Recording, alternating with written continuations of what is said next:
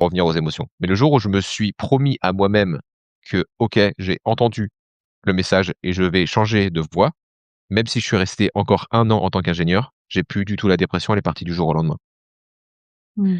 Donc là, il y avait vraiment une émotion qui m'a informé et en fait, c'est juste que, j'ignorais complètement qu'est-ce qui me drainait, qu'est-ce qui me donnait de l'enthousiasme.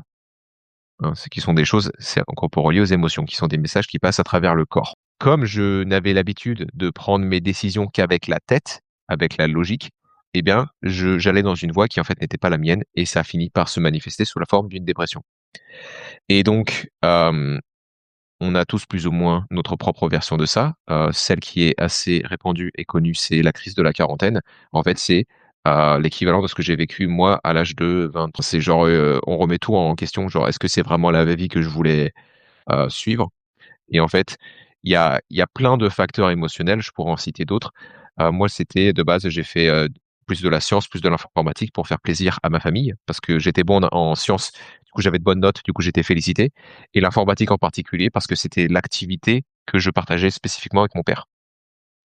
D'accord? Donc en fait, quand j'étais dans l'informatique, ça nous créait un pont, tous les 2, une connexion et du coup, Mmh. ce sont bien des besoins émotionnels qui m'ont incité à aller vers l'informatique. Et ensuite, voilà, je savais que ça ferait plaisir à mes parents qu'ils disent: «Ouais, notre fils est né, il est dans l'informatique, il est en Finlande, il est ingénieur, il est bien payé, bla bla bla bla bla». Voilà. Tout ça, ça rentrait en compte dans ma décision de faire ça. Et ensuite, par-dessus, je justifiais avec toutes les raisons logiques que j'ai citées. Donc voilà, Mmh. c'est comme ça que ça peut se manifester concrètement, pour les gens, avant qu'ils ne sachent, bah, qu'est-ce que c'est une émotion?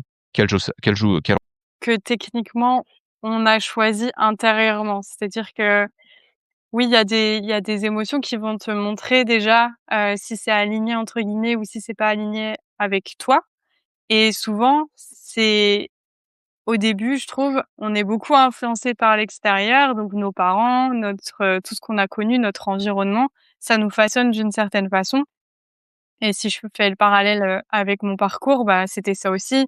Mon père était fonctionnaire, d'État, ma mère a été fonctionnaire, publique, donc moi je suis rentrée aussi fonctionnariat, parce que je connaissais que ce modèle-là et parce que pour moi, c'est, la sécurité, je vais trouver mes Mmh mh. j'étais une personne donc j'adorais les livres, donc pour moi, c'était aussi la voie tracée. Alors qu'au fur et à mesure de mon parcours, j'ai eu comme toi aussi des moments donnés où, en fait, je sentais une forme de désalignement, où je sentais qu'il y avait des débuts des moments, où je sentais que je me mettais beaucoup la pression, où je me sentais des fois drainée. Pas toujours parce que j'ai aussi adoré ce métier, mais j'ai la sensation aussi que l'extérieur